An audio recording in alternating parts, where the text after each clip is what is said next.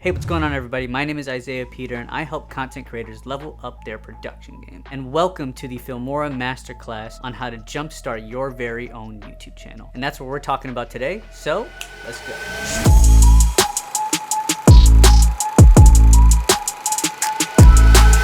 Alright, it's gonna be a good one, so let's just jump right into it. In the previous video, we talked about the 10 essentials that you'll need to actually start your YouTube channel. But in this video, we're gonna be talking about how to choose your niche or the topic for your channel. And I know it can be overwhelming or confusing, or you may be like me and have so many skill sets you don't know what to make your channel about. But there's a way to blend both your passion and your skill sets to work in a symbiotic relationship. So the first step to choosing your channel or your niche is to look at what's in your hands. And what I mean by that is looking at what you're good at. Don't think about money or if it has an audience. We'll figure that stuff out later. But what we want to figure out right now is the skill sets and the interests that we have, so we can use that to guide us in figuring out what we want our channel to be about. So for example, my YouTube channel, I like photography, videography, video editing, sound design and music production, and sharing my journey along the way. That's what my channel's about. I knew that I was great at making content. Like I knew I could do that, but that wasn't enough. I had to figure out the mission of my channel before I chose the topic of my channel. So as I say in every intro of my YouTube videos, my mission is to help content creators level up their production game. And the B clause of my channel, which pops in every now and then, is to document my journey of becoming a full-time content creator by sharing the highs, the lows, the cool moments that are actually relevant to my audience. So that's step one, is figuring out the mission of your channel, because everything will flow through that. All right, so step two,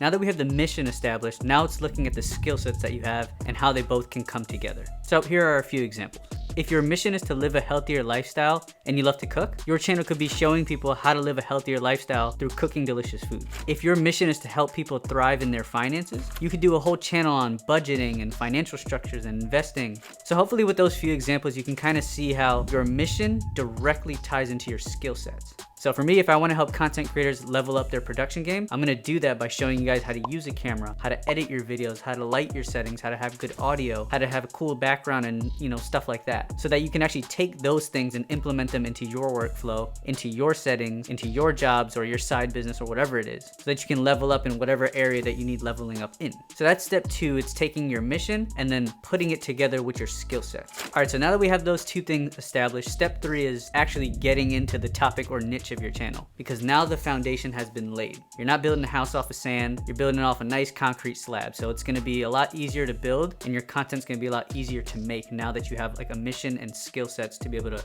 pair those together.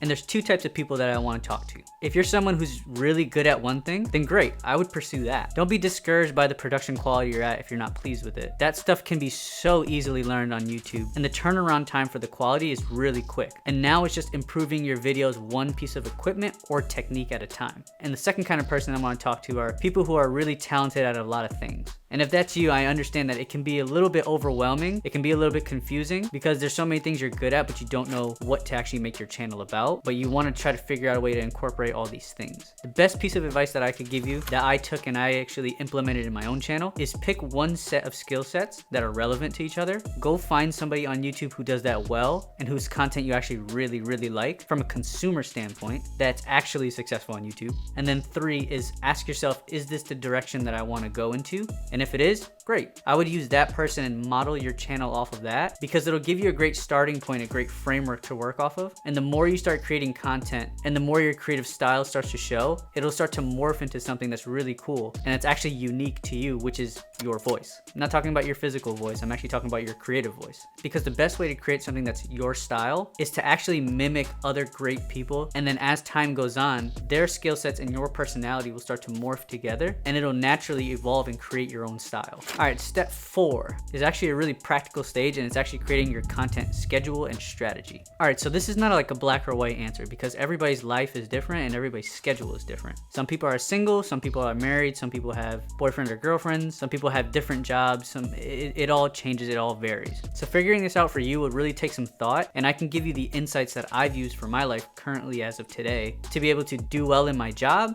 and also to be able to do YouTube well and work with the brands that I do get to work with. So for me, I work a 9-to-3 job. And if I don't have any brand deals or anything like that in the pipeline, my posting schedule will be once a week. And what that would look like either through a Monday through Saturday or through a Monday through Friday is I would work 9 to 3, I would get home around 4, I would eat my food, I would start either editing or filming by 5-ish, 5:30ish, and then I would just work until like 11:30 p.m. or 12. Now, what I feel like the best system that works for me is I would actually create a day to batch film everything. Like, don't worry about editing, don't worry about all the other stuff, because that'll tire you out before you even start. What I would do is figure out a day where you can batch film everything. Then the next days of the week, you can use those days as editing days, because you've got all your content filmed, and then all you have to do is edit them one by one, and then you have your whole months of content just pretty much filled out. And then if you want to create micro content or anything like that, you have the bandwidth to do that, because you already front loaded your whole first week of your month just for like the whole month's worth of content, for the main meat pieces of content. And if you're married and you work 9 to 5 and you have kids and you have all this other stuff going on, you just worked a day, you're physically tired, you're mentally tired, and if your job is creative, you're probably creatively exhausted. You're drained from the commute of going to and from work if you have one. One thing I would submit or suggest to you is to have a conversation with your spouse and say, hey, look, this is something that I really want to do and I really want to carve out some time, but I also wanted to talk to you about it just so that we're on the same page, and I want to communicate that.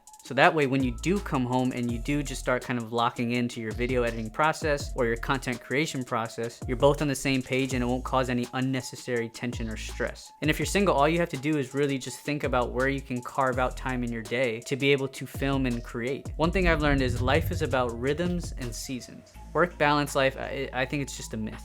But when your productivity schedule is seen in rhythms and seasons, it creates a much more healthy lifestyle while also getting a lot done. And what a healthy rhythm looks like for me, at least, is church 4 times a month, hanging out with friends at least 3 or 4 times a month. On a 31-day calendar, you have 23 days left where you're not with people, like hanging out and stuff like that. So if you actually figure out now where you're gonna carve out on those 23 days time to create, to film, to edit, to learn, to research content ideas, to get your content schedule back in order if you did fall behind or something like that. Like, these are the days where you would be doing that. So if you have made arrangements and you prioritize, time with your spouse or with your kids or with your family, and you're sticking to that routine throughout those 23 days, if someone tries to guilt trip you, just communicate that, hey, this is what I have. And if those boundaries are not honored, I would suggest holding them at an arm's distance. Because when you get in this kind of workflow, it really pushes you to make the most out of each amount of time that you have and that you've blocked out for whatever particular thing that is. And creating content, filming, and editing can take a long time. So being really intentional about those times and front loading those times at the first week of the month, or at least the last week of the month,